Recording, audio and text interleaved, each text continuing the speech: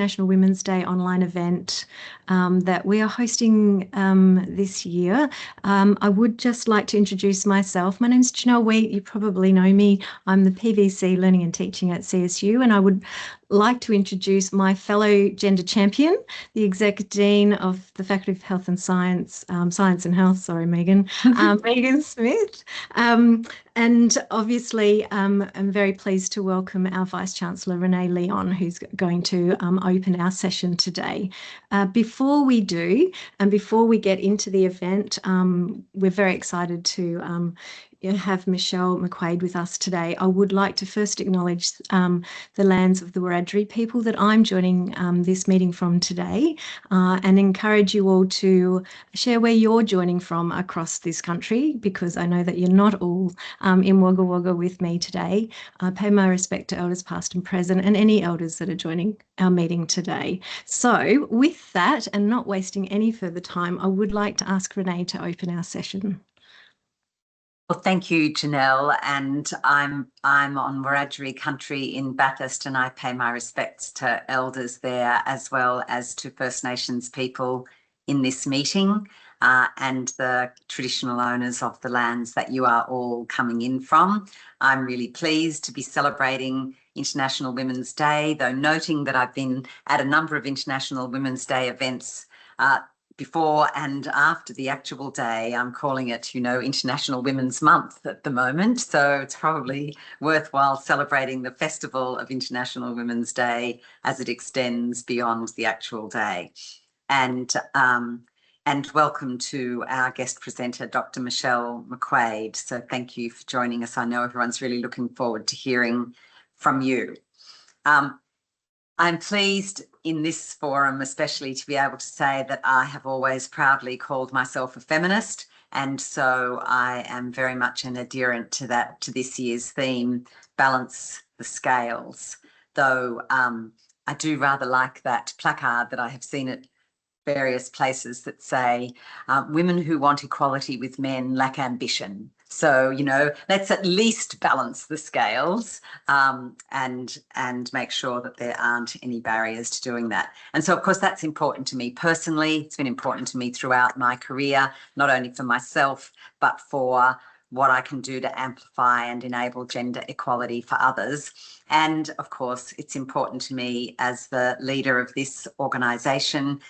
We have a majority of women staff and students, and so I want to make sure that we are, as a university, enabling every woman who comes to us either as a staff member or as a student to be heard, to be safe, to be able to take her life in her hands and make a success of it in the way that she wants to.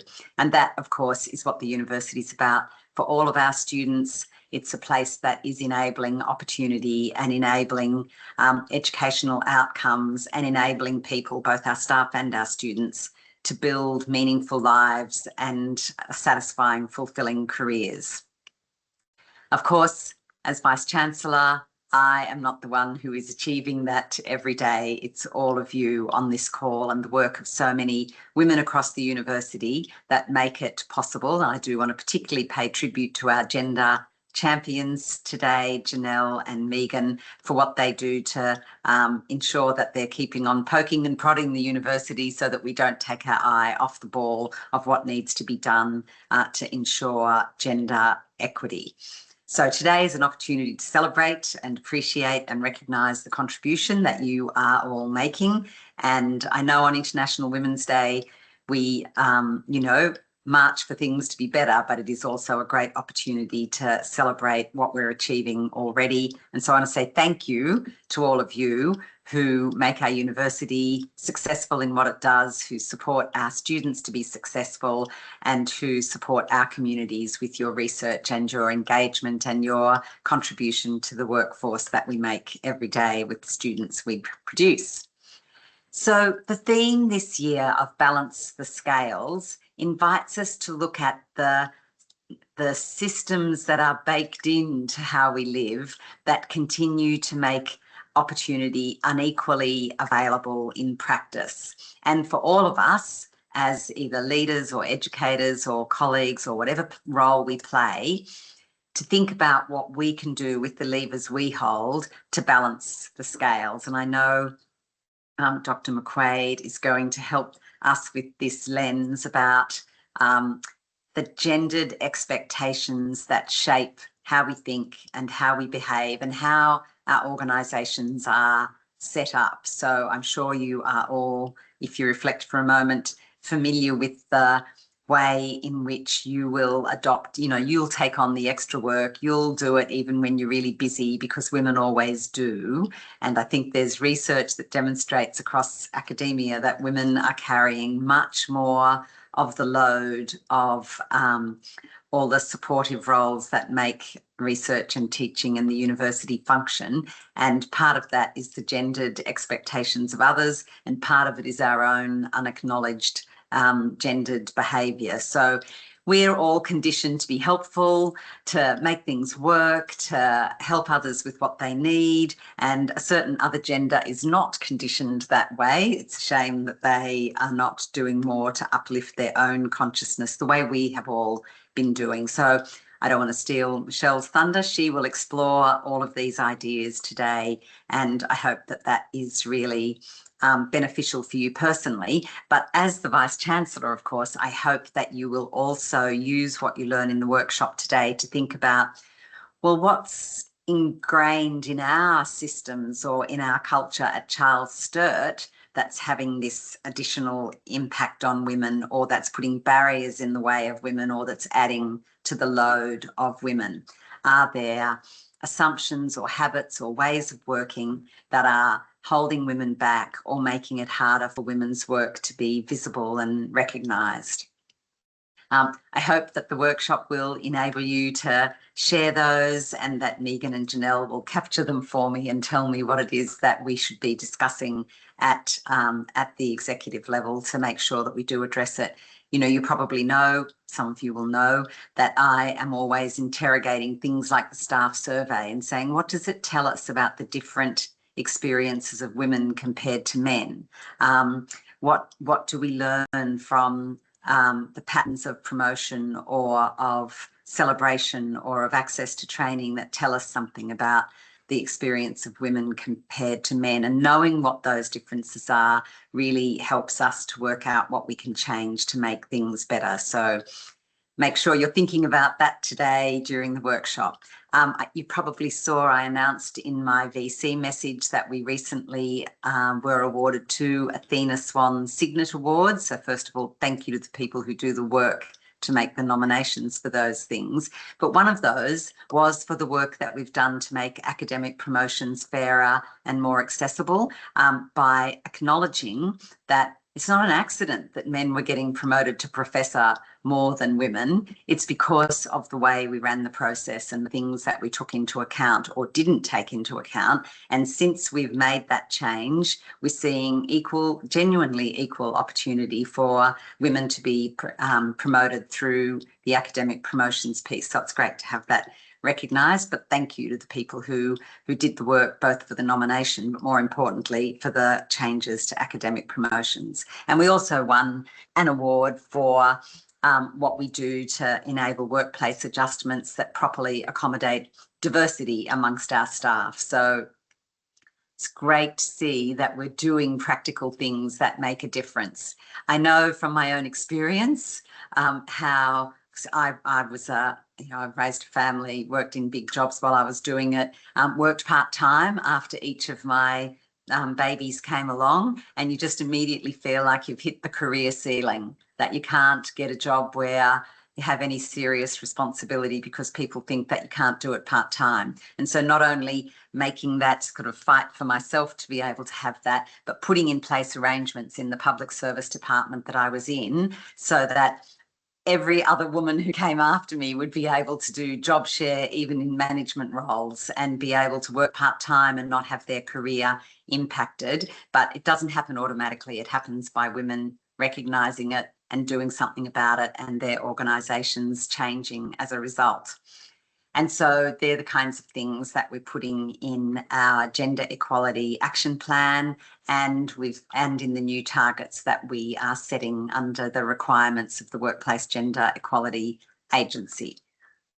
I mentioned the Your Voice survey results, so I'm pleased to say that we are seeing improvement in the gap between men and women about the things that, you know, when you break the statistics up by gender, I don't want to see there being significant differences, and I'm pleased to see that the gap's narrowing, for example, in things like whether people feel that health and safety and well-being are looked after, whether they feel that we do take meaningful action on gender equality, and whether people are getting opportunities to do research. So I'm pleased to see that that is changing in a meaningful way, and that means the investment we're making in educating our leaders, in providing mechanisms for feedback, in expecting collaboration and inclusivity across the university, that's flowing through to the front line where people are and making a difference. And I suspect that it's also the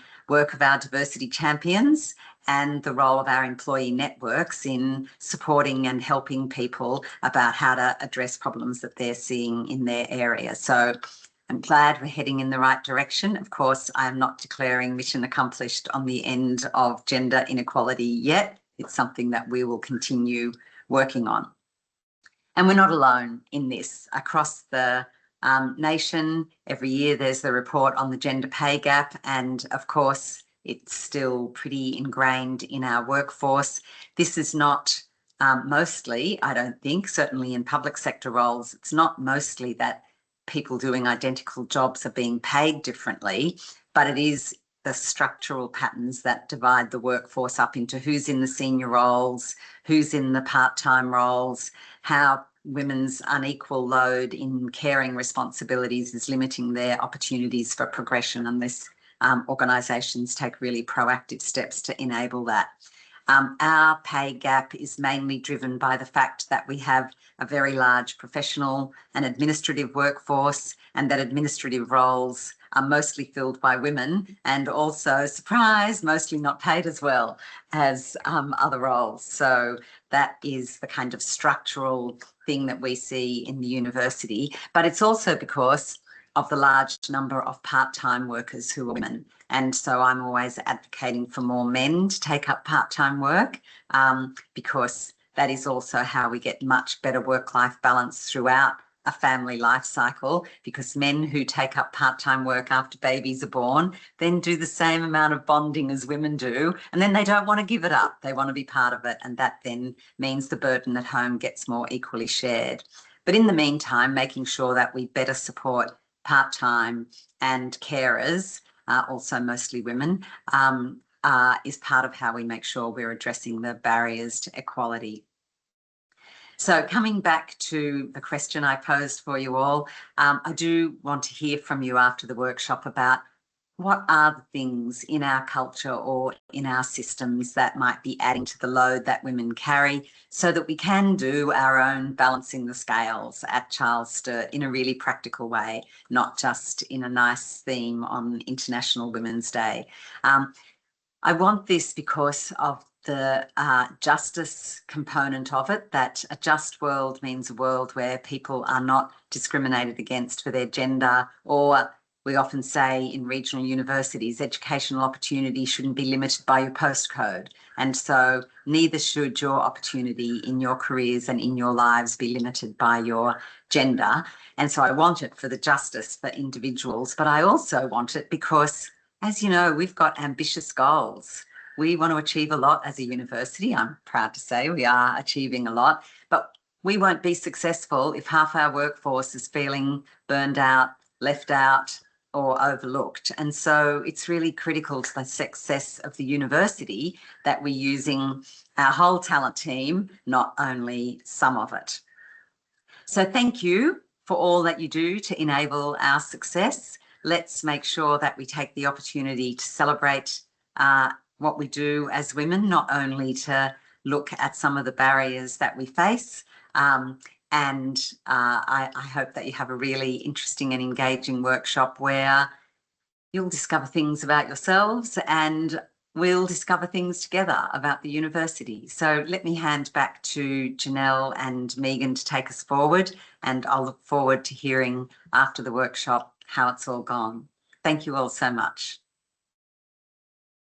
Renee, thank you. It's handing back to me. Can I say thank you very much for your opening address and also for your leadership and being a wonderful role model for us in terms of gender equity. I think we're very fortunate to have a woman Vice-Chancellor. So it is now And we do have a majority female university council and a majority female senior executive team. So hurrah. Go women. I'll leave you now, but thank you. It's been great to have a little time with you. And we will collect the IDs for you, Renee. Thank you. Thanks. Bye, everyone. Bye, Renee. So everyone, it's now my pleasure to introduce our guest speaker for today, who is Dr. Michelle McQuaid. Michelle is an award-winning researcher, LinkedIn top voice for mental health, and honorary fellow at Melbourne University's Centre for Wellbeing Science. She translates cutting-edge research into practical strategies that help care for wellbeing, supercharge psychosocial safety, and co-creates change in workplaces, schools, and communities. With 9 best-selling books and over 250 podcast interviews with leading researchers, Michelle's work regularly appears in Psychology Today, Forbes, and media outlets around the world. Drawing from personal experience and scientific expertise, she creates playful, practical approaches to help people thrive even during their most challenging of times. So we've asked Michelle today to speak to the theme of International Women's Day this year, which is balancing the scales together. And she tells us she is going to talk to us about unpacking societal expectations of gender, how our nervous systems respond to these expectations, and how to cultivate the self-compassion needed to break away from those expectations and be part of balancing the scales towards real gender equality. So, Michelle, very welcome to Charles Sturt University, and we're very much looking forward to hearing from you. Megan, it's such a pleasure to be with you and everybody else. Good afternoon, wherever you're joining us from. And we've got the next, hour and a bit together. We should be able to solve all of that, surely. It is such a privilege and a pleasure to be back with you again. I'm going to see if I can share some slides on the screen. The slides and a playbook with everything I'm going to share today will be available after the session. And you're welcome to share those with others in the university, with family, with friends, anywhere you think that this can be helpful. And as Megan was saying, we're going to pick up this theme for International Women's Day of balancing the scales together. As we get ready to get started, I do just want to make a note that today, as we use the words girl, woman, boy, men, I just want to acknowledge how often these words fall painfully short to encapture the fabulous complexity of who we each are. And so it's absolutely not my intention today to exclude anybody who connects with the ideas and the tools that we're going to share in the workshop. And really, other than a starting place for some societal expectations we're going to unpack together, very little of the research or the tools I'm sharing is gender specific. I also just want to acknowledge that it does require a systems lens, as you already know, in terms of how do we balance the scales together. There's what you need to do as a university, there's what's happening in your own departments and teams and faculties, and then there is also what's happening within each of us.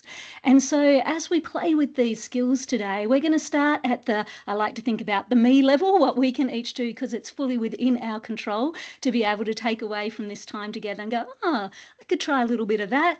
But I also absolutely want to acknowledge the invitation as we're thinking through these gender expectations.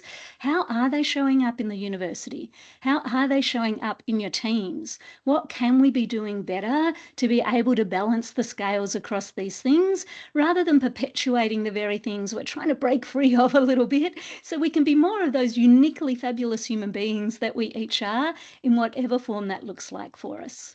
So I know how busy your days are. I am just going to take a moment to invite you, if you can, turn on your camera and be present for this session. We're going to try some things together, and so it can be helpful to see each other a little bit for that. It's also really good to keep your attention here. You've gifted yourself this time, so to the extent you can be fully present, I promise I will make it worth your while. And if you are able to turn off any of those emails or notifications or split screens that might be happening in the background, maybe even go really really wild and turn the phone over so it's not beeping up at you, you already know that we learn far more in these moments if we can be here and fully present with each other. And again, the tools that I'm going to share with you today, the research, has been life-changing, certainly for me, but for many, many other people. And everything I'm going to share is evidence-based for you. My last little caution as we get in is that you already know that the very best science on human behaviour mostly only tells us what works for some of the people some of the time. So what we're going to do together is share some of the science to help accelerate our understanding, to inspire some practices that we can play with right here together today and you can immediately take away and try out. And then, of course, the invitation also is for you to take any of that and pull it apart and figure out what works best for you in your context with your resources for the outcomes that you want. So while I will share evidence-based ideas, please take the invitation to figure out what feels right in your body, in your brain, in your circumstances, and honour that wisdom that you already carry within yourself. So with all of the housekeeping out of the way, let's get into it. And I wanted to start with this question about, are we stuck in some gender expectations that might be having a whole lot of ripple effects that sometimes are hard for us even to spot as they are happening?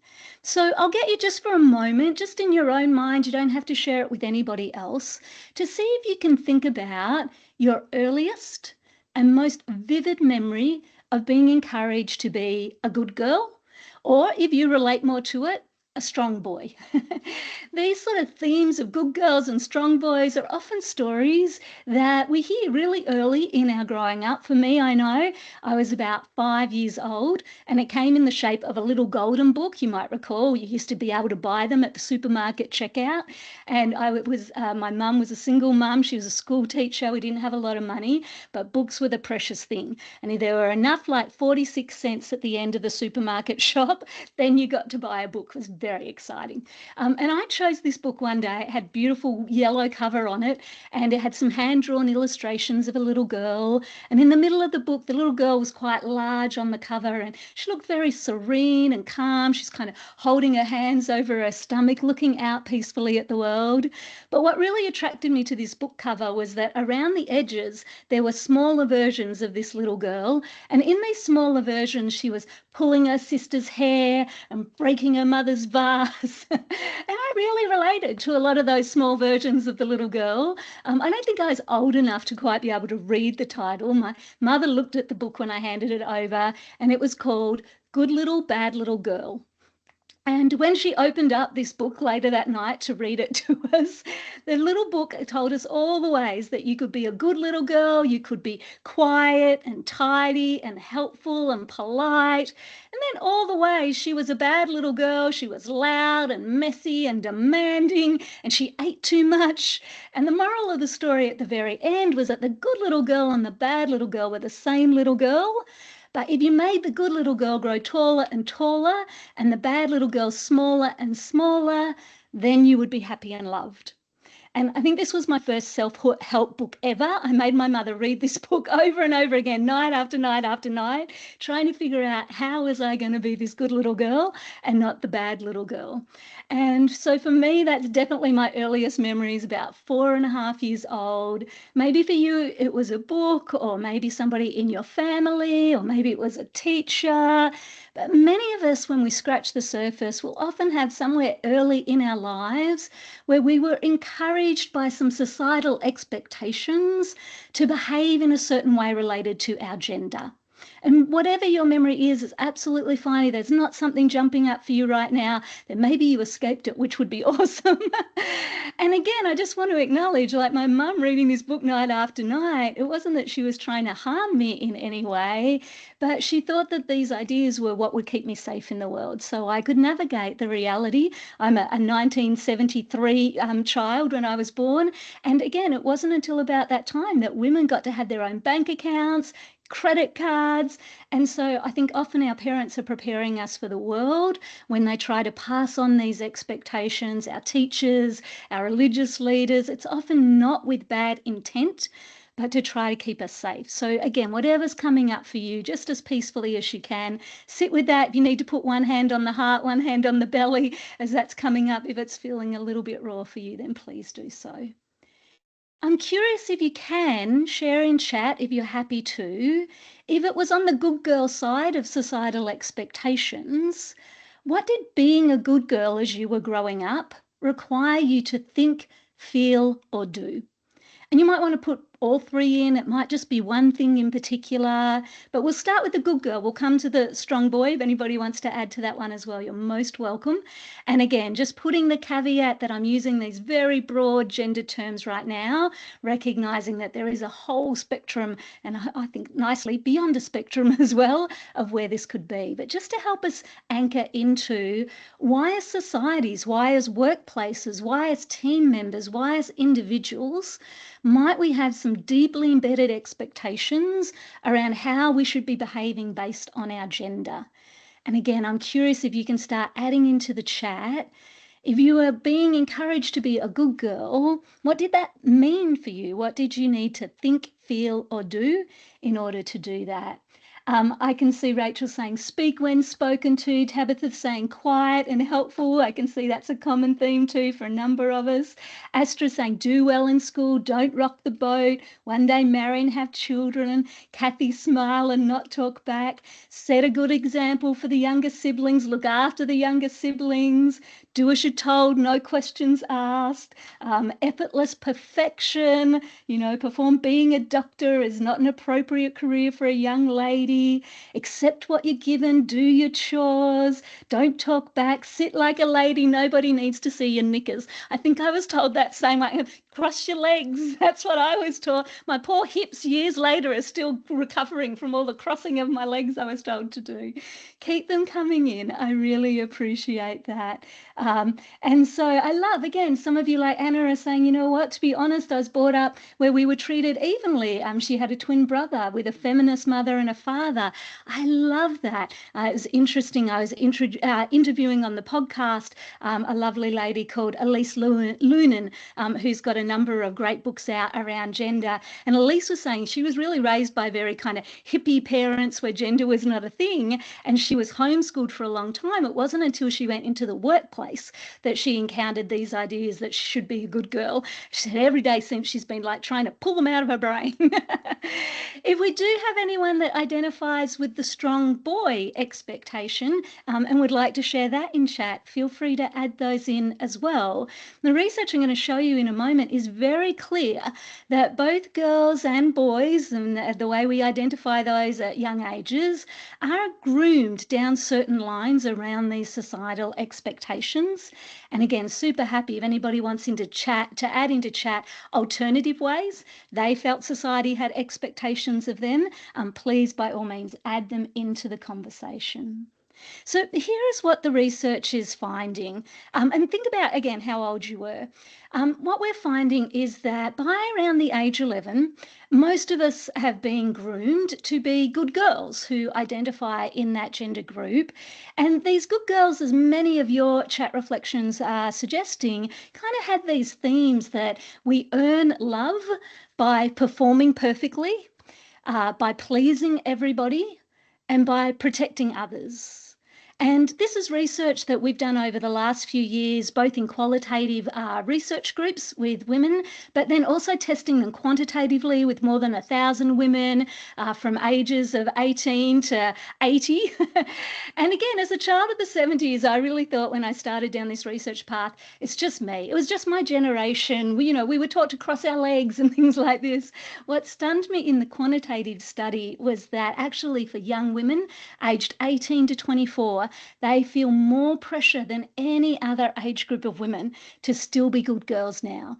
And so this isn't actually an outdated idea, unfortunately. It's as real for our young women today as it is for those of us that have lived a little longer.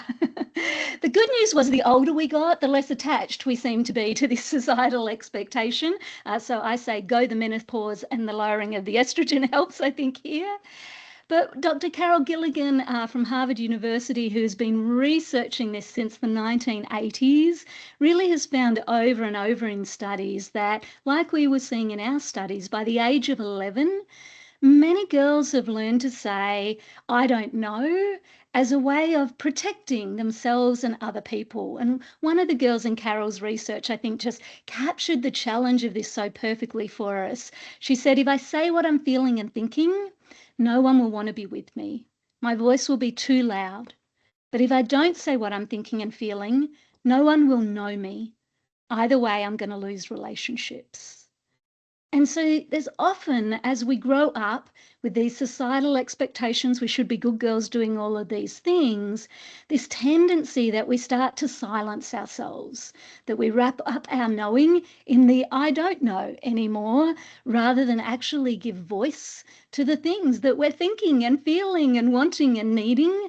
And that can make it difficult for us to set healthy boundaries at work, to ask for the pay rises that we deserve, to challenge ideas and welcome healthy debate on things when we feel like we're meant to be being good. One of Carol's colleagues is Dr. Niobe Wade, and Niobe has an amazing book. If you've got sons or you're identifying more down the boy line yourself, then her book, Rebels with a Cause, I highly recommend. And so Niobe, again, decades of research here, has been finding that that kind of flip side is more this expectation to be strong boys or real men. And for them, it's less about love. It tends to be more about respect. But we often see these three themes of behaviour in the expectation from society about, well, what makes a strong boy is that they're dominating often, they're denying their own needs, there's no vulnerability, no weakness, and they're disconnecting emotionally. They're not into the soft stuff, right? They're into the real hard stuff. And Niobe's research, again, really shows that even by the ages of 4 and 7, boys are often learning which emotions are acceptable, the assertiveness, the confidence, the anger, and which ones they need to keep more hidden. And then by early adolescence, again, around this sort of 11 to 15 age, they're often feeling really emotionally disconnected and craving friendships, particularly with other boys and men, where vulnerability feels safe, where they can talk about actually all the emotional stuff and what they need, and looking for more of the win-win rather than the dominating. And again, one of the boys in Niobe's research, I think, described this beautifully. He said, I'm mature now. I don't need to express my feelings. And so what happens with these gender expectations that we often, again, have seeded so early in life, we've barely got the capability to test them or think them through, and they kind of get planted in the way that we think and feel and act, is that we tend to grow up hiding these truths of who we really are from each other, what we're really feeling, what we really need. And I'll take a safe bet that maybe even in the last few months, somewhere at work, you've perhaps found yourself feeling some pressured, whether it was, coming from within you or outside of you, to perhaps behave like a good girl or a strong boy. And even if you chose to shake that expectation off, as we're going to play with today, it still seeds there. It's amazing to me how often these things are in a surround sound system still around us in this world. What I love most about Dr. Carol Gilligan's research, and Carol's in her 80s now, is a couple of years ago she published her latest work called In a Human Voice. And Carol said, I really wish I hadn't made this all about gender in the way that I did back in the 1980s. She said what we were seeing between both where the girls were struggling and the boys were struggling, and later the women and the men, was this crisis of connection, this crisis of not being known, this crisis of not feeling safe enough to actually be our own beautifully, uniquely human selves with each other, rather than feeling this need to perform, to earn love, to earn respect in these different ways that we're showing up. And so Carol talks about that when we refuse to silence what we know or disconnect from our capacity to care, we get to reclaim that human voice inside of us. And she said, look, that reclaiming in her research is really around our compassion for ourselves and each other, our authentic expression showing up as who we really are, and the ability to talk about what we know. And when we can do these three things, have that compassion, that authentic expression, that willingness to speak to what we actually know, then she suggests that we can threaten any structure built on ranking some people as more human than others. Kind of brings us all to an equal playing field, that we are these perfectly imperfect human beings doing the best we can each day as we show up, and sometimes nailing it and other days failing terribly. But how do we trust ourselves so that we can trust each other to do the learning and growing that is what makes us all human?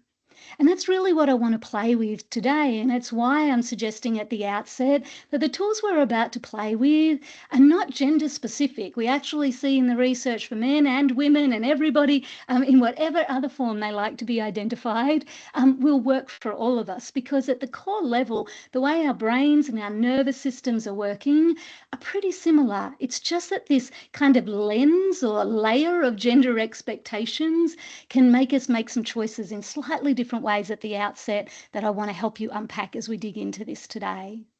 So let's just dig in. How does the brain process these gender expectations, and how does that flow into our nervous system and then impact the way we show up at work with each other? And how might we balance that for ourselves and also to have that compassion and curiosity for each other? And so the thing to know about our brain is its number one job is to keep you alive every day. And one of the most important ways it does this is it's constantly gauging as you move through the world, am I safe enough or not safe enough? Safe enough or not safe enough? So when you're feeling that there are these gender expectations to be a good girl, your brain is gauging, am I safe enough? I need to be that good girl. Or am I safe enough to maybe, rebel against being that good girl? Or am I not safe enough and I need to conform, for example? And the same, am I safe enough to not have to be the strong boy? Or am I not safe enough and I just need to fit in here and move past this? And I don't want to paint this as black and white. There's not a wrong or right as to whether we're conforming or challenging these gender expectations, because context matters, as you know. There may be times where your brain is absolutely right. It may not be safe enough to challenge that gender expectation in a certain situation, and you're going to need to conform, but be conscious of the choice that you're making and why is always my preference for you and me. And there'll be other times where actually I am safe enough to challenge that, and I need to back myself and show up for myself and not abandon myself to that societal expectation and get in and just be the unique person I am. So how do we help our brain figure out where it's safe enough and not safe enough really in different situations, rather than leaving it to a default learned setting that probably kicked in pretty early in most of our lives? So I like to imagine a bit like a safety dial here at the back of my skull. This is where the brain stem sits, and the brain stem's really one of the ways we take in lots of information happening around us and within us every day and start to figure out safe enough or not safe enough. When I'm safe enough, what happens is that the brain sends a message out to the nervous system. It's like thumbs up, green light, we're all good. And the nervous system, which is made up of a whole lot of parts that help sort of communicate throughout the body what needs to happen now to support us and keep us alive, then allows the brain to go, okay, nervous system can stay connected. And that means that the blood and oxygen can hang out up here in the prefrontal cortex, the thinking part of our brain, while we sort of get on with things. And the good news is when we've got the blood and oxygen really hanging out here in the front of our heads, it makes it easier for us to be calm and clear on things, to be curious and creative about what's happening, to be compassionate and connected with others around it, and to be confident and courageous. And for those of you that really understand the brain and the nervous system in a lot of depth, I'm apologising here for my very simple explanation of how this works. But I find for many of us, the simple explanation is enough to get the job done. And so I'm going to hang out here, but you are more than welcome to add more layers to it if you want there into the chat, or to challenge anything I'm saying is okay as well. So here in this green zone, we can think the safety dial's pointing straight up. It's like, yes, it's all good. Green zone system's on. The nervous system is saying, okay, keep the connection circuit on in the body, sending all these messages out through the body that helps more of the blood and the oxygen hang out in the thinking part of our head so that we have more capacity to show up as the unique beings that we each are in any situation. Now, when the brain decides I'm not safe enough, actually, I maybe need to conform to these gender expectations or anything else that's going on, then the nervous system goes, oh, hold up a little bit. We've kind of got a warning light going off here. And it moves itself in the simplest form we can think about into its protection circuit. So remember, we were safe enough. Our nervous system in its simplest form was in its connection circuit. But now we're not safe enough, the nervous system kind of clicks into its protection circuit. And when the nervous system clicks into its protection circuit, it starts to go, hold up, we need a bit more blood and oxygen out into the hands and the feet so we can get ready to trigger those stress responses of fight, flee, freeze, fawn, or flop, and now the recognised stress responses in the literature. And so we've got to have some bit more power out here so we can get ready to do those things. And that means that the lights upstairs in the front of our brain, they kind of dim a little. They don't go out all the way is the good news, but there's a little less capacity up here because in the midst of all of that, we've had to move more of the blood and the oxygen out ready to get active. Now, when the nervous system comes into its protection circuit, it can go one of two ways. So sometimes the nervous system, when it goes to protection, it likes to kind of down-regulate. It's like we just need to cool things off between us and the rest of the world. We're going to put a little bit of emotional space between us and everybody else so that we can just get ourselves back to safe enough again. And it does this by bringing in our flee and freeze stress responses so we can try to cool whatever is making us feel not safe enough down and get us back to that green zone again. But the other thing that can happen, the brain says not safe enough, the nervous system goes into its protection circuit, it can upregulate. And when it upregulates, it tries to heat everything up. Everything gets urgent. We've got to sort this out right now so we can get back to safety. And so when we upregulate with all that blood and oxygen out in our hands and our feet, we move into our fawn and our fight stress responses. I'm going to help you figure out in a moment which is your dominant style here when you feel not safe enough. It's super helpful to be able to see this, certainly when it is in action, but ideally if we can spot it even slightly before it does. And a bit like you've got a dominant hand with which you write with, you will have a dominant way that your nervous system tends to lead. Doesn't mean you can't do both, but it's good to know kind of, oh yeah, I have a bit of a go-to this side or that side here. Just before we go there, want to offer one last option in our stress responses, and that is flop. And so if you imagine all the colours on this chart on my screen kind of running down to the bottom of the brain there, like a tie-dyed puddle there, then this is where our flop response happens. And what happens then is the nervous system in that protection circuit becomes completely dysregulated. And so that absolutely may be where your dominant response is as well. Today, I'm mostly going to focus on the blue zone and the red zone. And this language comes from two wonderful therapists out of Austin in the Americas called Sue Marriott and Dr. Ann Kelly. They have a great podcast called Therapists Uncentered, and they have a beautiful book that came out about 2 years ago called Secure Relating.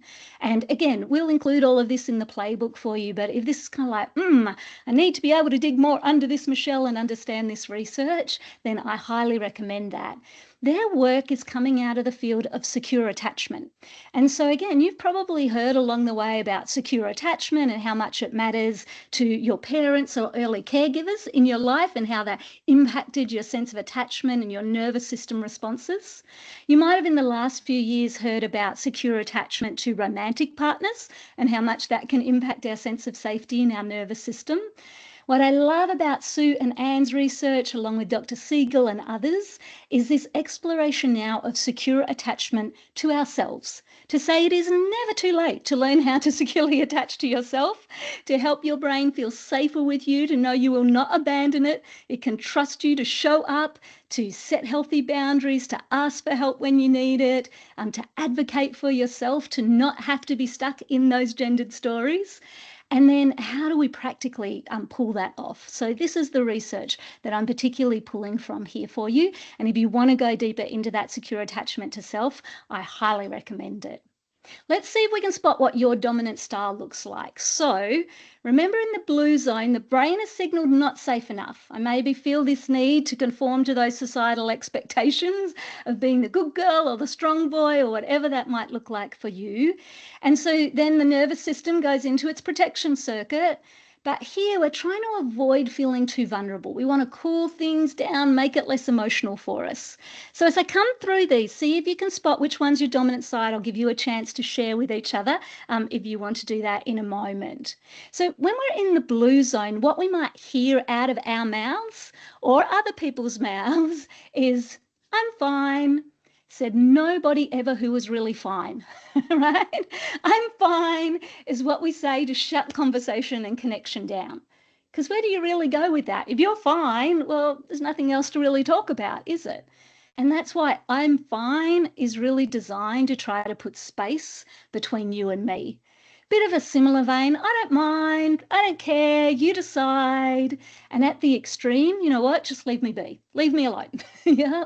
So this blue zone, again, think about it. We're sort of pushing back. We're trying to make a bit of space between us and the rest of the world. So I know for myself, when somebody is expecting me to behave like a good girl and I can't be bothered challenging the fight, or I think, oh, that's just how that person thinks, or that was their generation or their time. Often if it's a person in authority or power over me, and I'm like, okay, am I going to have this argument now, or is it just easier to get on with it? Often when I'm biting my tongue and getting stuck on the hump of politeness and protecting others, I'm in this "I'm fine" kind of zone. And it's difficult to spot in our body that we've gone into our stress responses often when we're here in this blue zone, because inside of us, what it feels like is we're being really reasonable. We're just getting on with things. We're being independent. We're low maintenance. We're not high drama. What is the problem here? But on the outside, for other people that are encountering us, as we tell them "I'm fine," and they know we're really not, is that we've disengaged, we've withdrawn from the relationship. Looks like we don't trust them to really be honest about what's happening for us, and that we're disconnecting. I know for myself, this isn't my dominant side. We'll come to that in a moment, but I absolutely have moments over here under "I'm fine." And I often can feel like after a while I got myself stranded a bit on an island. I can see everybody else has actually moved on and assumed I am fine. And I can't quite figure out how I'm going to get myself back over there to then be part of things again. So if any of this feels familiar for you, you might be going, okay, yep, I can see a bit of blue zone there. But maybe also think for others around you, and particularly where those gender expectations might come into play. And you've heard somebody say, "I'm fine, I don't mind, you decide." Just thinking about, what might have unintentionally or intentionally been picked up there around the expectations we have for each other. On the other side, remember, brain still not safe enough, nervous system goes into its protection circuit, but this time, instead of putting space between us and the rest of the world, it's like we're grabbing it by its collar and pulling it to us because we've got to sort this out right now so that we can feel safe enough again. So in this red zone, we're trying to avoid abandonment. It's like, don't leave me here alone. Tell me that you still like me and value me and respect me. Even if we're going to have an argument about it, at least I know you're still here and engaged with me. One of the hardest things for us in our interactions with each other is to feel like somebody is just outright ignoring us. We would rather you fight with us than ignore us. So over here, it's a bit easier to spot what we might hear out of our mouths, particularly if we're in that fawn stress response, is, "I'll take care of it," when you already know you have no more capacity to take that on, right? This is the over-functioning many of us do as women, the people-pleasing that we kick into, that we're trying to like smooth it out. And we think we're doing it because we're helpful, but really underneath there's that brain's feeling not safe enough, the nervous system's in protection, and so we want to be in control of it again. And so we'd rather micromanage and take the reins back over and prove our worth rather than leave that to chance.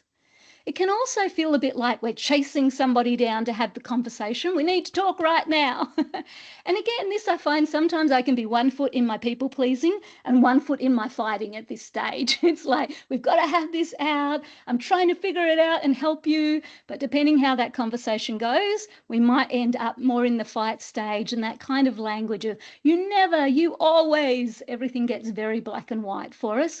And we can be in full, of course, argument with each other out here. We know that we're stressed. When we're in the red zone, we're feeling it in our body. We feel the being preoccupied. I know I'm heading here when I'm ruminating over and over on a thing. When I'm litigating inside my head is a sure sign I've come to my red zone. When everything feels urgent and high stakes, when I'm sending repeated messages or, hunting somebody down for that conversation, and when we're feeling scared and anxious. And again, there's no shame to any of this. Our body and brain are doing this for really healthy reasons because it feels like this is the best way to get us back to safety. But it tends to do this faulty maths and not calculate the long-term costs of some of these behaviours, which we'll come to. For other people around us, they also know that, hey, we're not feeling safe enough and we're distressed, but they might not quite understand what's done it. So I know that you will have had an experience yourself where somebody's kicked into high gear people-pleasing mode and they're taking on things that they've got no capacity for. And it looks like they're trying to help, but they're really just trying to micromanage and stay in control. And so this people-pleasing, it's hard to trust somebody who is in full people-pleasing mode, because that they're not really trusting themselves or you to talk about what the real issues are. We tend to get a bit prodding, controlling, micromanaging. That's how it feels to other people. And it can feel like we're that we're outright provoking them, particularly in some of that fight language that we use. So again, with no shame, no judgment, knowing our brain and our body do these things for healthy reasons to try to get us back to safety, I'm going to ask you to be as honest as you can with yourself. I'll get you to share it in chat in a moment. Do you go a bit more blue zone or red zone when you feel not safe enough? And that might be you feel not safe enough because you're feeling that pressure of gender expectations and the need to conform. Or it might be that you're feeling not safe enough by something completely unrelated to gender, but just the experience you're having at that moment in the world. And again, knowing your dominant style is going to make it easier to use some of the tools I'm going to give you in a moment. Before we go to the chat, I just want to share, what does the alternative look like? And I often think about this a bit like standing on a wobble board. If you've ever tried to do that, you kind of plant your feet, and as you balance with sort of like a ball, half ball underneath the plank, you tire, you fatigue. And so, it starts to wobble a little bit more as your core muscles wear out. And that's what I think about when I'm in the green zone, when I'm feeling safe enough and my nervous system connection circuit is on. It's not that everything is perfectly calm and serene all the time, right? We still live in the real world. It's a little like I'm on this wobble board, and sometimes I'm perfectly centered, and other times I'm kind of leaning and trying to refigure my balance, and other times I've fallen off entirely into the red or the blue zone. But when I can stay on that wobble board, when I can stay in that sense of safe enough in my brain, connected in my nervous system, I'm able to trust myself. This is the secure attachment to self part of the equation. And so what we might hear out of our mouths is, hey, I'm feeling like your good girl expectations of me to just make everybody else happy is not okay. And I'm hearing you say it's important I run around and pick up all the kids after their activities today, but could we maybe divide and conquer on this, for example? So we're having the conversation. We're not getting stuck on that hump of politeness and biting our tongue. We're not hunting somebody down or using fighting words with them. We're staying in what feels okay and not okay for us and communicating that. In our body, it feels clear and calm. It feels like we're being compassionate. We're being compassionate and connected with each other as we try to figure things out. And to the other person or people around us, it looks like, we're being kind of curious. We're asking good questions and trying to figure things through. We've got a confidence about us. We're not abandoning ourselves in the midst of this. We're thinking creatively, how can we make this a win-win to the extent we can? And we're being courageous because our vulnerability is out there rather than just accepting the status quo or hiding ourselves away or hunting other people down to deal with it. So in the chat, if you can, I'll invite you to share when your brain feels not safe enough due to societal gender expectations or anything else, where do you tend to lean? Do you tend to go the blue zone, the red zone, something else entirely? All of it's welcome. So I can see things popping up in the chat, quite a few of you like me in the red zone. Again, no shame to that. Some mostly blues in there as well. Angela, thank you. All of the zones depends on the day in the audience. I feel you. Mostly blue I can see coming up. Jacqueline, definitely mixed, right. And for some of us it can be. I grew up with a lot of early childhood trauma, so a very hypervigilant nervous system. And I would say definitely up to probably my 40s, I spent a lot of time in that dysregulated tie-dye puddle state, right? It was just like all a mix and a blur, and from one moment to the next I could be blue or red or somewhere else. Jennifer's saying depends who I'm engaging with. Absolutely. I think this is context matters, right? With my children, more blue, but red if dealing with others. Thank you so much. Kelly also noted depending on people and circumstances. Alyssa, depends how overwhelmed I am, right? How not safe am I feeling as to where I'm going? So thank you so much. This first skill we want to be able to spot. Once we become more aware, and after today, you'll start to spot those gender stories everywhere. You'll be like, oh my goodness. And often when I've talked to people, they'll say, it flies out of my mouth. Like I didn't even mean to say it, like, good girl. I say it to the cat, good girl. I'm like, oh, I've even put it on the cat. So often again, with nothing but good intentions, these expectations fly out of us because they've been so deeply embedded. And then just seeing, whew, what impact is it having on me when those expectations come from others? We just last week did another focus group with women, and it was really interesting. For them, they were saying, actually, most of the gender expectation now we're adults is coming from within us. In fact, 92% of them said the person most pressuring them to be a good girl is themselves. And so perhaps you can find that that might be true for you. 31% was our families. 23% was our spouse or partners, and saying 23% was our boss. So again, something to be mindful of. Even if you're not intentionally feeling like you're pushing good girl or strong boy expectations, what might be implicit or being picked up by others? And definitely as each other, we can have as colleagues, we can have an impact on this as well. And then for yourself, right, I shared, and it'll be in your playbook, that poster I just went through, what it might sound like or feel like. But I'd really invite you after today to figure out in your own way, yep, when I'm feeling I go blue zone or red zone, what do I hear flying out of my mouth? And what do I notice in my body? Because the first step here to unhook from these gender expectations is to be able to notice the impact they're having on us. And what I know for myself is when I feel not safe enough with those expectations, when I'm starting to lean to my blue or my red zone, that's my body's way of letting me know, hey, we don't have to conform to this. Just because it's been deeply seated and surrounded us, for most of our lives, doesn't mean that I have to conform. I can break free from this, but I have to be able to know what's going on in my brain and my body to get ready to do the breaking free. And for many of us, this will be the first skill that you practice for the next few weeks. And you might find yourself hanging out in that space. It's like, Michelle, I'm making no progress. Look, I would tell you the more you can start to spot these gender expectations and the impact they're having on your brain and your body, that is where liberation begins.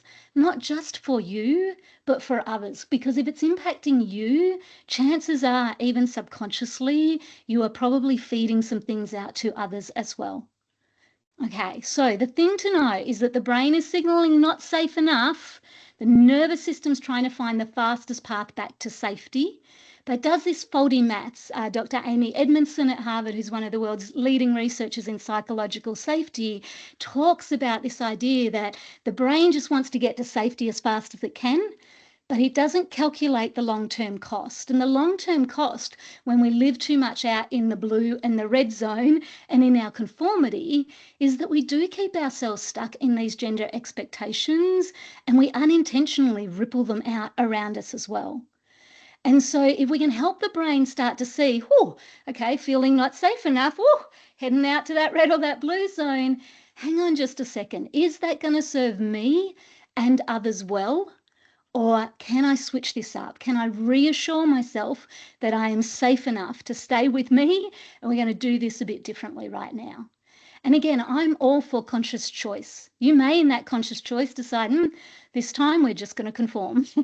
But you may often, in that conscious choice, as I found myself doing, heck no, I'm not going there. I'm going to be uniquely me instead. So how do we do it? If we've decided that is not the path we want to tread, how do we move ourselves back into that green zone to be more uniquely ourselves? How do we break free of these gender expectations?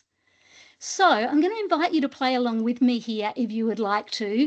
And so I want to give you a couple of really tiny somatic physical ways that you can help the body and the nervous system and the brain break free of that faulty maths and make a different choice for yourself as to how you'll go forward.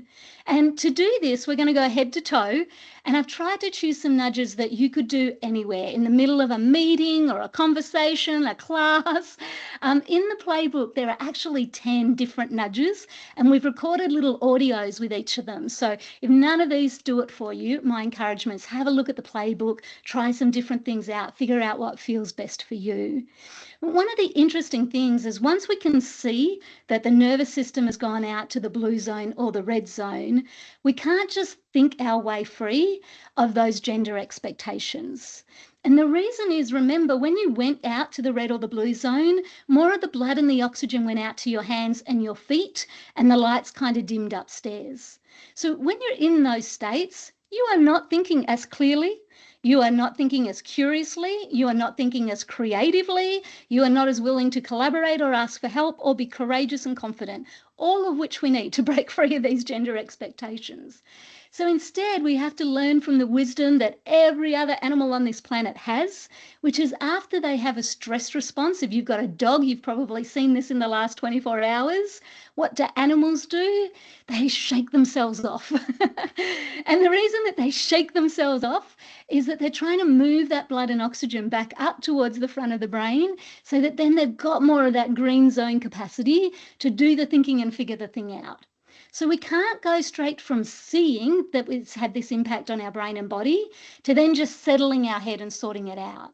There's this middle step that most of us miss that makes it easier over time to free ourselves from these expectations, and that is we have to soothe the body first so that that blood and oxygen will move back up to the brain, and then we can figure out how we really want to respond to these challenges. So some different ways that we can make that transition to get the blood and oxygen back to the top of the head and all the lights turn back on for us. We're going to start with the eyes. So one of the things that happens when our stress responses kick in is that our field of peripheral vision narrows straight into whatever we think the source of that threat is, even if that threat's ourselves. So it's like we're trying to look in at ourselves. So one of the ways that helps the brain know, hey, it's safe enough to have the connection circuit on is even just to start looking around us. So try this with me, and you can move your head or try it if you can. We're really just trying to expand peripheral vision. See if you can just do it moving your eyes. So I'll get you to look to the right of you, and as you do, see how far you can see and what's the furthest thing in your vision. So I can see a clock, and I'll get you to look to the left of you. What's the furthest thing you can see? I can see the plant. I'll get you to look above you. What's the furthest thing you can see? I can see the books. And then come back towards me. Now, the brain generally likes things in 3, so that's why I've done 3, but you could do more if you needed it. The reason I'm naming things as I look is I'm trying to encourage my brain to get curious. The brain struggles to be anxious and curious generally at the same time. And so the moment the brain sees you getting curious about something, it signals, hey, it's safe enough to be curious here, probably okay to put the connection circuit back in and move some blood and oxygen up for us. So if I was doing this in a meeting, I'd be looking gently around me a little bit more. And as I'm doing it, I'm naming in my head, not to the whole room, what it is that I can see. Yeah. The trick with this one is you don't want to do shifty eyes because that might make other people around you feel not safe enough. But a slow kind of looking around, noting what you can see, taking things in, kind of, I'm thinking thoughtfully about things here, can definitely help soothe the nervous system down, get the brain to go, hang on, think I'm safe enough here if I'm looking around and I'm curious about it. Okay, connection circuit back on, blood and oxygen up to the top of the head. Let's come down to the throat. So one of the things you've probably noticed when you're stressed is that the vocal cords tend to constrict. So you might hear this in your vocal tone. Your voice gets a little squeakier or higher. You might feel it. It feels a bit harder to get the air down into your lungs. And so anything that we can do to help relax the throat is a really great way, again, to soothe the body and signal to the brain we're safe enough. Please turn the connection circuit back on. And one of the ways I like to do this in a meeting or a conversation that tends to fit right in is simply by making the sound, like I'm thinking about that very carefully. Let me consider that. I don't seem to be able to do it for some reason without tilting my head at the same time, but the tilt is not required, it is optional. And so I'll invite you wherever you are so you can feel it in your body to just take a nice slow breath with me. And as you exhale, I'm going to do that one more time. Just notice what's happening in your throat, the top of your chest as you do it. So a nice slow inhale. And perhaps you felt a little vibration tickle in your throat, maybe even a little air starting to push down into the chest area. And this one again, I can weave in most anywhere. The trick, of course, is not to make every other response There are other ways that you can do this if it's not mid-meeting. Again, you could yourself. You might have mantras that you like to use, like Om, for example, or Bzz, like a bee is a good one. But anything that we're doing to get the vocal cords moving can be super helpful for us. Okay, we're coming down to the hands. So I'll get you to hold your hands out in front of me so your palms are facing towards the screen. And take one hand, doesn't matter which one, and I'm going to invite you to put it over the opposite wrist. And what you want here is skin on skin, so not on your jewelry or clothing. You're going to let the fingers kind of gently curl around to that pulse point under the wrist, and just gently, like not clasping yourself for dear life, but just kind of like a light reassuring, like, oh, that kind of feels good. And then you can drop your hand down to the table or your lap, wherever feels comfortable. I'm going to keep mine up just so you can see it. And as you hold your wrist just gently here, I'll get you to take a nice slow breath in and a nice slow breath out, just in whatever way feels good for you. And a nice slow breath in and a nice slow breath out. And what the studies suggest is just holding our wrists like this gently and breathing for 7 seconds, as we just did pretty ordinarily, helps to induce a bit of oxytocin, which is one of our calming, our cuddle hormones, it's often called, and it helps to lower our cortisol levels, which of course is one of our stress hormones. So I often think about this as my oxytocin shot. I'm just having a little oxytocin into the system. I love this because I can do it anywhere. I can have my hands in my lap or on the desk. When I'm teaching in a room full of thousands of people, I can put one hand behind my back like that as I'm teaching and nobody knows. I'm just having a little moment of soothing for my nervous system because I've said the wrong thing or I missed something or I'm not sure where I'm going next. So this one is really portable and one that we can use anywhere. Okay, 2 more for you. Go down to the feet. If you can put your feet flat on the floor wherever you are, can be shoes on or off, doesn't matter. And I'll get you to, as you breathe in, just extend your toes out as far as they can go. And as you breathe out, I'll get you to curl your toes in. And as you breathe in, I'll get you to extend your toes out. And as you breathe out, I'll get you to extend your toes in. And see if you can keep doing that and making it as slow and as small as you can. So the goal is not to go as far or as tight as you can, but just see how small can you make that toe curling movement and how slow as you keep breathing gently. And I take a safe bet that right now your brain's going, what on earth is going on with my feet? And that means, guess what? The brain feels safe enough to be curious about what's happening in your body right now. And that helps the connection circuit move back in and the blood and oxygen to start to move up towards your head. And if your toes aren't your thing, you can also do this one with hands as well. So you could do it on your lap or under the table, palms up or down, doesn't matter. But the body isn't used to moving generally in small and slow ways. So anything that you do that kind of helps the body, just slow it down, be present in my body, get curious about how slow and small can I do this thing, tends to help soothe us in terms of the nervous system and brain. The last one isn't really one you can do in the middle of a meeting or a conversation with someone, although it does depend on the person you're with. My team, we know enough of this now that often when we start a team meeting, we all start with a good shake. But if that's not where you're at yet with your people, then before a meeting in the bathroom stall or otherwise after a meeting where you need to shake it off outside, this is great. And again, just like every wise animal does, I'll invite you just to try it here in whatever way feels right for you. So we'll start with the hands and the fingers. Just give them a little shake and let them go. When you're ready, maybe get the elbows involved a little bit. And then when you're ready, the shoulders. And if that feels enough for you today, that's okay. But if you want to go a bit bigger, if you're able to stand up where you are, I'm going to invite you to get the hips involved a little bit. Maybe even the knees, all the way down to the feet. You might like to give the feet a little bit of a shake out. And if you want to go wild, you could get the head involved a little bit and start moving across different planes. But I promise there is something so good for the body and the brain about literally just shaking it off every now and again throughout your day. Now, the trick with these, of course, is how are we going to remember to do it right at the moment that our brain goes not safe enough and the blood and oxygen is in our hands and our feet, so we've already got less capacity to remember. I should be humming, reaching for the oxytocin, shaking. What do I do, Michelle? So a little tip and an invitation for you. I highly recommend that after today, choose one or two. It could be these, it could be other things in the playbook. You might already have something that you like and you find quite portable that helps soothe the body. Maybe it's breath, or maybe it's hand on belly, hand on heart's another one of my favorites. Whatever works for you, this is what feels good in your body, and you are the best judge of that.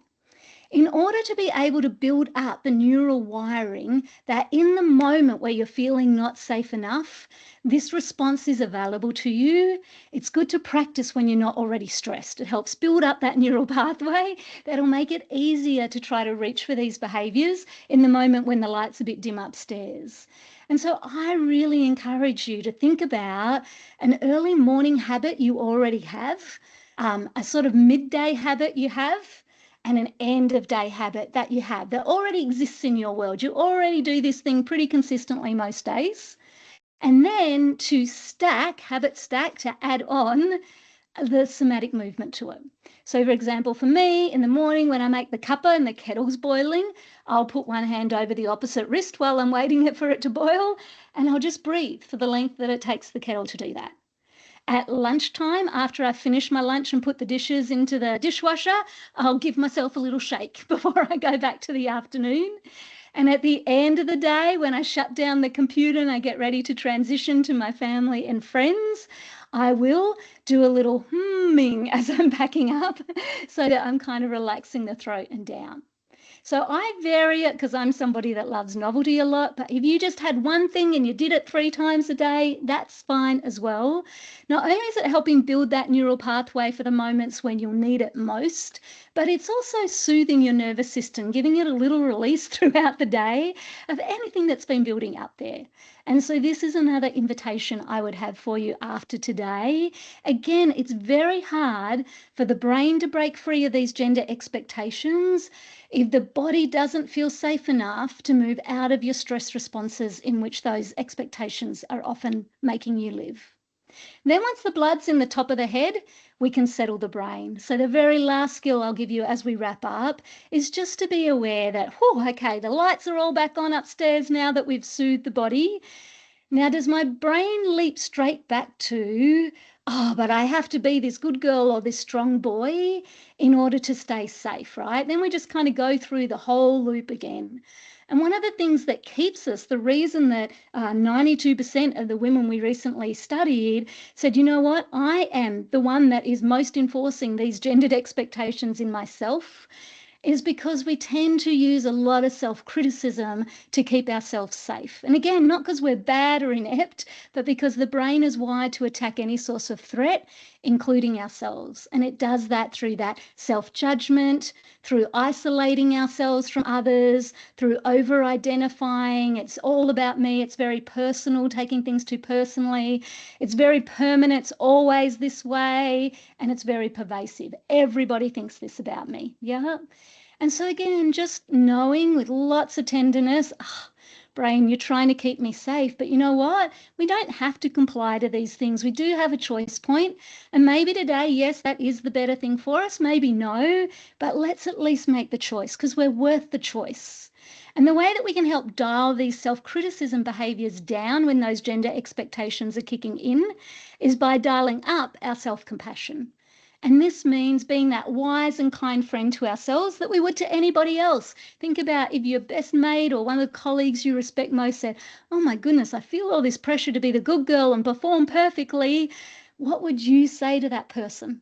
And can you offer that same wisdom and kindness to yourself? To remember that we're all just human beings here, perfectly imperfect, doing the best that we can. And to have some perspective to it, to go, this is rarely ever personal and all about me. It's almost never pervasive or permanent. So how do I want to show up in this moment?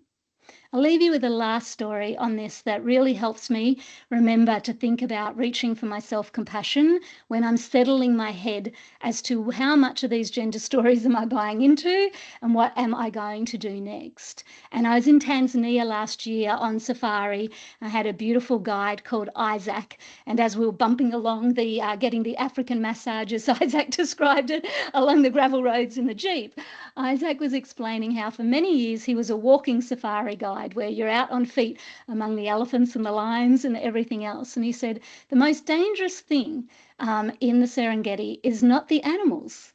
It's actually the people that you're walking with. And he said the reason is if you come across a angry elephant or a hungry lion, the first thing people think is I'm not safe enough, the nervous system kicks into protection and they run. And then once the people start running, it scares the animals start running, and now you've got people and animals in all direction and you're the guide that's responsible for everybody. He's like, there's nothing I can do at that point. He said, so the first thing we learn when we're training to be walking safari guides is that what we want to say if we come across a hungry lion, an angry elephant is stay with me. Stay with me. He said, then people's brains get the message, the safest thing to do is to stay here. So stay with the guide. He said, and that allows me to fire a shot up into the air, which will startle the animal. The animal will run and move on, and the people are still here with me, and everything's good.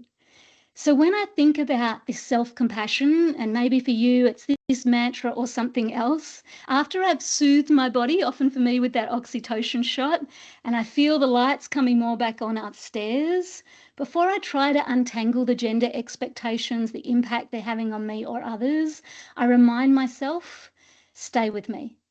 Stay with me, we'll figure this out. Yep, might not be perfect. Yep, I might make mistakes and have to take ownership of that. Yep, other people might still be difficult and demanding of me. Yep, other people might not like or agree with the choices I'm about to make, but stay with me.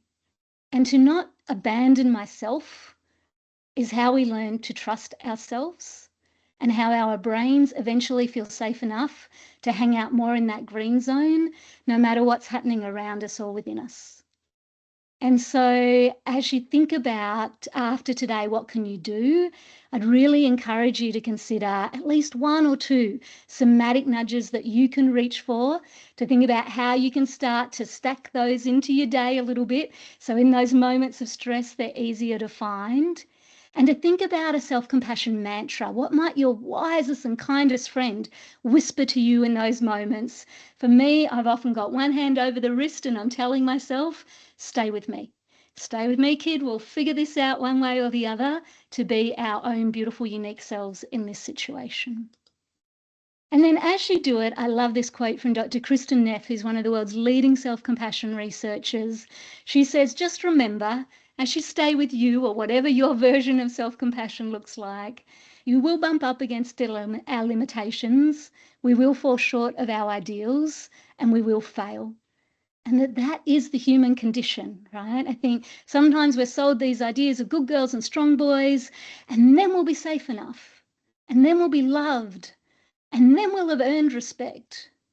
But what the research, both ours and others, is really clear on is that when we conform to those societal expectations, we fit in, maybe, for the moment, but we never truly belong.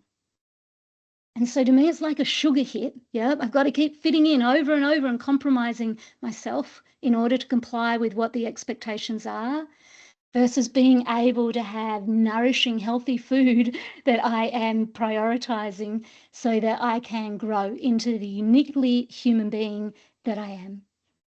So I'm mindful of time. Why don't I pass it back to Nell to you, and let's see if we've got any questions we can help people with. Well, thanks, Michelle. That was fabulous. There's so much in there that resonated with me, and I'm sure everybody in the call. We do have some questions and some comments, actually. So looking at the particular zones, obviously they are, they're not really just applicable for good girls and strong guys. They're described. Everybody. Yeah. A human condition. Yeah. That's our human condition. And we had a comment from Ingrid who was saying that it's really interesting looking at that particular graphic, and that she would have assumed freeze plus fawn, flee plus flight groupings would have been more aligned. But she said it's really good to know that actually they sort of sit on either side of the green zone. So I don't know if you had a comment about that. Look, I think they definitely can get a little mixed in the middle of all of that. I don't think it's only ever this way or that way. But I think what we're seeing on that chart is sort of more dominant. It's more likely to look like this. Again, my encouragement is take the research to accelerate our knowledge and inspire some practice, but honours what's true for you. So as you think about, okay, what do I go to? What does it sound like and look like for me? If you feel like, actually, in my blue zone, I'm all about the fawn, baby, then trust and honour that. Yeah, don't let the science tell you, no, you've got it wrong. So trust what is true in your body. Yeah, absolutely. And I think that comes back to that, the last message you gave us around self-compassion and actually listening to how you are experiencing the stress, whatever that is. I don't know, Megan, jump in if you've got anything that you want to ask, but I think we had a few comments, Michelle, around intersectionality and the overlay of Aboriginal women in the call, and their experiences are sort of very complex and interwoven. And I don't know if you had a comment around that in terms of your. So a couple of thoughts. One, the societal expectations, of course, are not just about gender. Race, ethnicity, sexuality. I mean, there are a whole host of societal stories that we get told about what is and isn't okay. And then as we learn them growing up, make our brains feel safe enough or not safe enough. The response inside the body is still the same in terms of nervous systems, but the piece about what is the expectation and what are the behaviours that are and aren't acceptable definitely vary depending on those things. And so, again, I would really encourage for anyone on the call who's like, oh, okay, yeah, there's a gender story, but what about other stories that might be impacting you? And maybe, again, things we've grown up with and we feel a surround sound in society, so they're not always as visible to us because it's just the way of the world. How is that making our brains feel safe enough or not safe enough? What is the impact it's having on our nervous system? And how do we free ourselves enough to make informed choice about when those things are things we will comply with and when they are things that we're like, heck no, I am breaking free of this. So I think that number one. The other thing is over the years, I've had the privilege of working with a number of Aboriginal elders who would also always point out to me, and I will pass on, that in that soothe area, while I spoke mostly about somatic touch things, connection to country is one of the best ways we can soothe our nervous system. So again, not always available to us depending on where our meetings and conversations are happening at work, but if you can get yourself out onto country and feel that connection, that will do everything that shaking will ever do for your body. Yeah, indeed. Janelle, I did have a comment or a question. Michelle, thank you for the presentation. One of the things that struck me is I chair a lot of meetings, and I suddenly thought, gosh, I'm going to be watching everyone to see what their eyes are doing, what their hands are doing, what their... But apart from that, I then thought, gosh, if everyone in the meeting is doing that, then how psychologically safe is the environment in which I've created? So I'm kind of wondering about that. We've talked a lot about what you can do in an environment to serve, but I'm also wondering what we can do as leaders to understand how to read the patterns of what we're seeing in our people and to adjust to that to create psychologically safe environments. Yeah. I love this question. So, common language is probably one of our most powerful tools. So, even after today, going back, I went to this weird webinar and they were talking about good girls and strong. What do you feel like? Even some of that language can be helpful to go, oh, are we stuck in our good girl stories? Or, hey, I'm feeling the need to be a strong boy here. Is that the expectation? Or so just being able to name and talk to each other, again, from a place of curiosity and compassion, to know that it's rarely being done intentionally to harm each other, but it's just deeply seeded into our societies and can be hard for us to be conscious of at times. The second thing also is to assume that everybody's brain in every meeting is trying to figure out constantly, am I safe enough or not safe enough here? And so again, that language can be helpful, certainly from a psychosocial safety, which of course is now our legal responsibilities with each other, to say, I'm not sure I'm feeling safe enough in this conversation, or hey, is there anything we need here that we feel safe enough to get into this topic more? And I'm intentionally saying enough. The brain does not need or like perfect safety. It doesn't trust it, and there's no space for learning and growth in perfect safety. It actually makes us more fragile. So safe enough, and safe enough to not abandon ourselves and to stay in conversation with each other is what we're looking for. And then lastly, again, assuming that people's nervous systems are going to be in different states in a meeting. And if I can see in a conversation, hey, perhaps people are feeling not safe enough, or I'm seeing, oh, somebody just said I'm fine, or oh, I can see a bit of people pleasing going on there. I can see the nervous system protections kicked in. What we can gift each other, whether we're leaders or team members, is just to pause and slow things down. Yeah, to just say, hey, maybe let's just take a 5-minute stretch break. Or if we've got the option, hey, maybe let's regroup on this tomorrow, or let's revisit it this afternoon. But just know that if you can see somebody's nervous system is out in that red or the blue zone, they have less blood and oxygen in the thinking part of their head to deal with whatever the work is you are trying to get done. So you can push through because you're all so busy and we've got to get this thing done by a certain date, but know you are doing so with less neurological capacity for each other. So really, would it not be better to take 5-minute, like, whew, refresh, shake it out, grab some water, let's just get the blood and oxygen going and come back to it where we've got more lights on upstairs. Thank you. Thank you. There's some great strategies there, Michelle. Yeah. I think we are out of time. I would just like to say a genuine thank you for, the tangible things that you've given us, the tools to be able to navigate when we move out of the green zone. And I think the reminder that self-compassion is an absolute must in this day and age. And it probably, if there's anything that we could give our younger generation, it is that they should be learning to do that from now rather than waiting till they get to 50 or menopause to work that out. Menopause is a long way if you've got to get there. I will just say we've just done some new research in the US, and self-compassion is also the one of the leading factors helping us navigate change. So now you have lots of change also happening at the university. The more self-compassion, and it's particularly dialing down the self-critical side, is what is going to make a big difference. So for all sorts of things, self-compassion, one of the best things we can be prioritising right now. Wonderful. Thank you. Thank you so much, Michelle. You're so Thank you welcome.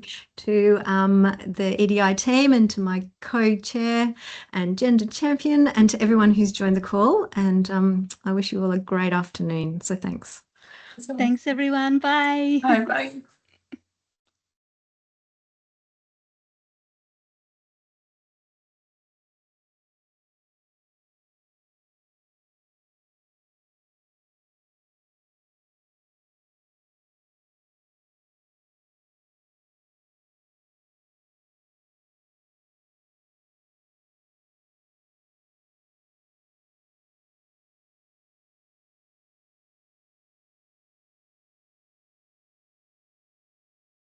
I don't have access to remove people, but I'm wondering if everyone's in another